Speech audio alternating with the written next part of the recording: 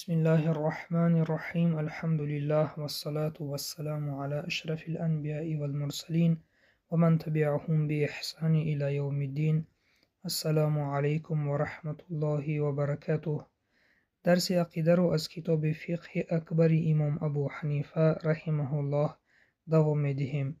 درس امروزه خاندان پیامبر صلی الله علیه و سلم. امام ابو حنیفه می فرمایند و والدا رسول الله صلی الله علیه و سلم مات علی الكفر و ابو طالب عمه صلی الله علیه و سلم مات کافرا. ترجمه متن: والدان رسول گرامی امان صلی الله علیه و سلم در عهد کفر وفات کرده اند.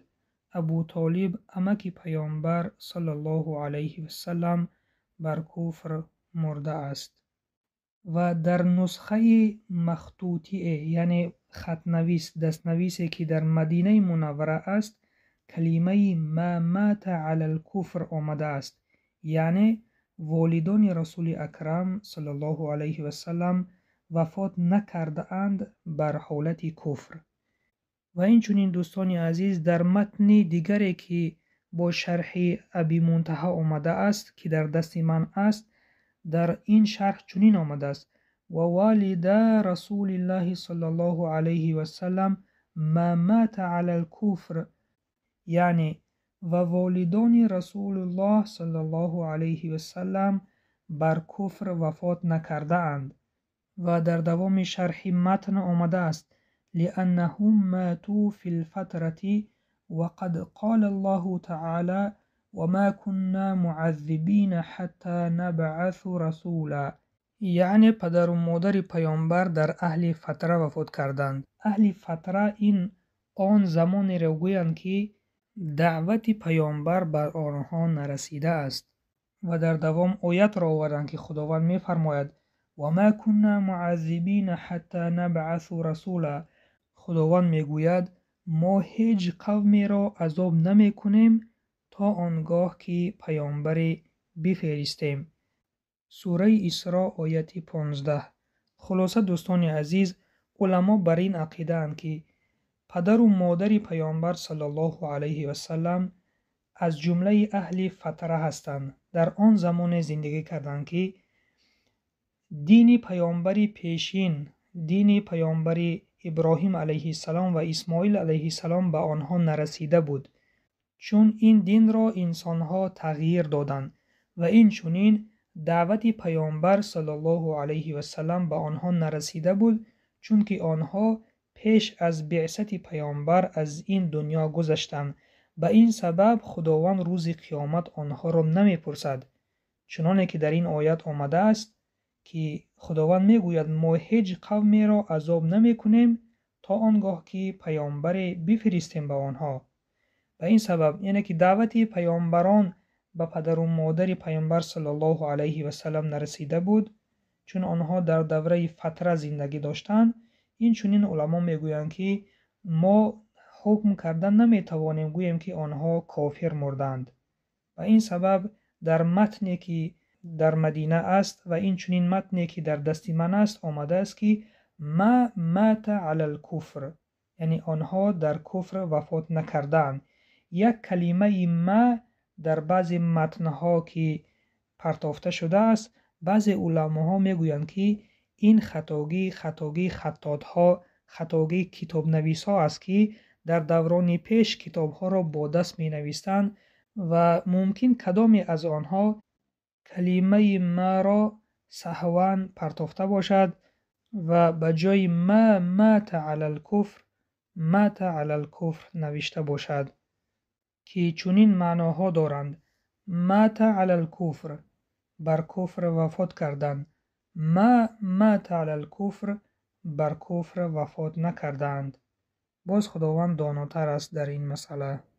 و این چنین علما در این عقیده هستند که اگر در زمان ما نیز به قومی که در جنگل ها زندگی میکند و خبر اسلام بر آنها نرسیده است، روز قیامت خداوند از آنها سوال نمی کند که برای چی شما مسلمان نشده اید، به آن خاطر که دعوت پیامبر به آنها نرسیده بود.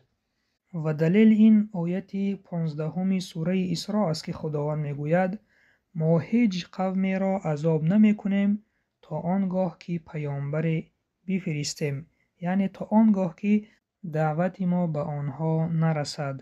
به این سبب دوستان عزیز بهتر این است که ما در این فکر باشیم. در این متنی که در شرح ابی منتهی آمده است که میگوید که و والدین پیامبر صلی الله علیه و سلم بر کفر وفات نکردند چون آنها از اهل فترت بودند. اگر این عقیده را داشته باشیم بهتر و خوبتر است. و امام ابو حنیفه در دوام متن میگویند و قاسم و طاهر و ابراهیم كانوا بنی رسول الله صلی الله علیه و سلم و فاطمة و رقیة و زینب و ام کلثوم كن جميعا بنات رسول الله صلی الله علیه و سلم و رضی عنهن. یعنی قاسم، طاهر و ابراهیم پسران و فاطمه، رقیه، زینب و ام کلثوم رضی الله تعالی عنهن همه دختران گرامی رسول الله صلی الله علیه و سلم بودند. امام ابو حنیفه رحمه الله با این گفته ها می خواهند به ما بفهمانند که پسران پیامبر صلی الله علیه و سلم 3 نفر بودند: قاسم، طاهر و ابراهیم، و دخترانشان باشد 4 نفر: فاطمه، رقیه، زینب و ام کلثوم. خداوند از همه آنها راضی باد.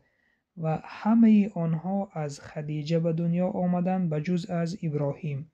ابراهیم از مریم قبطی به دنیا آمده است. این است عدد درستی تعداد پسران و دختران پیامبر صلی الله علیه و سلم. اگر شما در جای خوانید که دخترانشان باز بسیارتر بودند یا که پسرانشان باز بسیارتر بودند، این روایت ها درست نیست. روایتی از همه صحیح و درستش این است: 3 پسر و 4 دختر داشتند. و 3 پسر پیامبر صلی الله علیه و سلم در سن 1.5 تا 2 ساله این دنیا را ترک کردند.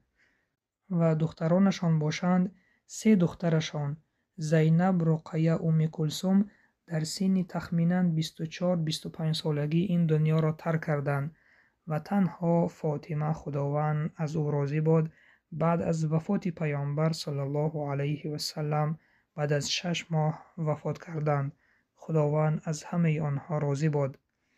دوستان عزیز ببینید پیامبر صلی الله علیه و سلم در حیات خود 6 فرزند خود را به خاک سپاریدند. خداوند پیامبر صلی الله علیه و سلم را امتحان کرد و آن کس به تقدیر راضی بودند و هیچ سخنهای ناجایی نمی زدند. این یک درس بزرگ است که ما باید از پیامبر آن را درس عبرت بگیریم و بر مصیبت ها و بر امتحان ها صبر کنیم.